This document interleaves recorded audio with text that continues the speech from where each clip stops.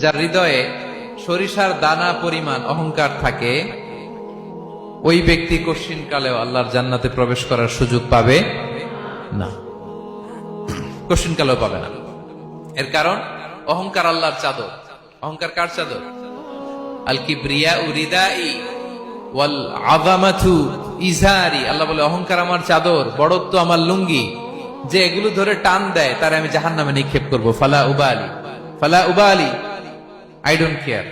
আমি ওদিকে কেয়ার করি না, আমি তারে জাহান্নামে ফেলব। সো অহংকার আমাদের সাজে না। আমি শুরুতেই তো বললাম, আমাদের লাইফ সার্কেলটা একটু দেখাইলাম না যে ছিলাম কই, অস্তিত্বহীন থেকে দয়া করে মায়া করে তিনি আমাকে অস্তিত্বে এনেছেন। কত ছোট্ট, কত ক্ষুদ্র, কত নগণ্য, কত দুর্বল ছিলাম আমরা। আবার যৌবনের একটা পিরিয়ড কাটিয়ে, যৌবনের সময় তো কতটা দুর্বলতা বললাম, আবার সে দুর্বল, মানে দুর্বল থেকে দুর্বল। এই হচ্ছে আমাদের লাইফ স্টোরি।